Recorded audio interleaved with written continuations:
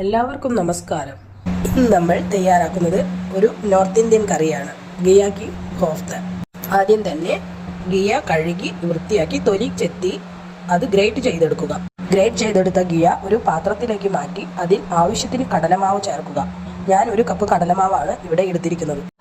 അതിൽ കുറച്ച് ഉപ്പും കുറച്ച് മുളക് പൊടി, കുറച്ച് മല്ലിപ്പൊടി, കുറച്ച് മഞ്ഞൾപ്പൊടി, കുറച്ച് ഗരം മസാല, റോസ്റ്റഡ് ജീര പൗഡർ, കായപ്പൊടി 1 നുള്ള്, കുറച്ച് അയമോദകം റോസ്റ്റ് ചെയ്ത് പൊടിച്ചെടുത്ത പൗഡറും ചേർത്ത് നന്നായി യോജിപ്പിക്കുക. അതിൽ ആവശ്യത്തിന് വെള്ളം ചേർത്ത് കുഴച്ചെടുക്കുക. 1 സ്പൂൺ എണ്ണയും കൂടി ചേർക്കുക. ഈ ബാറ്റർ ഒരു സൈഡിലേക്ക് മാറ്റി അടച്ചു വെക്കുക 2 മിനിറ്റ് റെസ്റ്റ് ചെയ്യാനായിട്ട്. അതിനുശേഷം നമുക്ക് കറിയുടെ മസാലയ്ക്ക് ആവശ്യമായ സാധനങ്ങൾ 2 വലിയ സവോളയും 2-3 വെളുത്തുള്ളി അല്ലിയും നല്ലപോലെ ക്രഷ് ചെയ്തെടുക്കുക.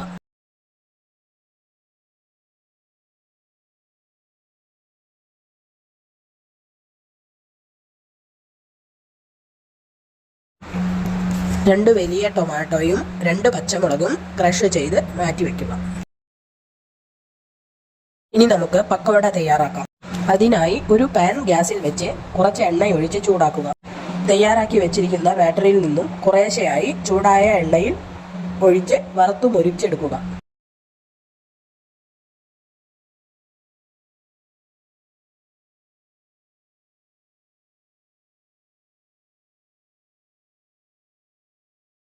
പക്കവട തയ്യാറായി കഴിഞ്ഞാൽ അത് മാറ്റി നമുക്ക് വേറൊരു കടായി വെച്ച് അതിൽ എണ്ണയൊഴിച്ച് ചൂടായ എണ്ണയിൽ കുറച്ച് ജീരകം പൊട്ടിക്കുക.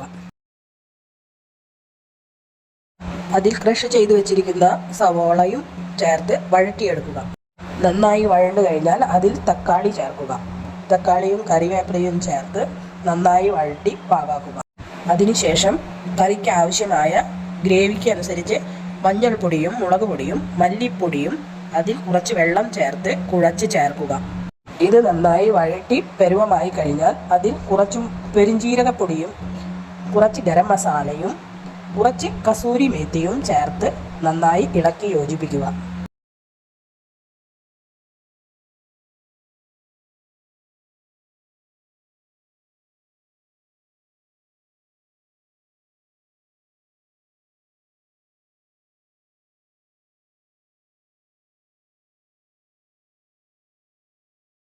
അതിൽ 2 ടീസ്പൂൺ ടൊമാറ്റോ സോസും കൂടി ചേർക്കുക.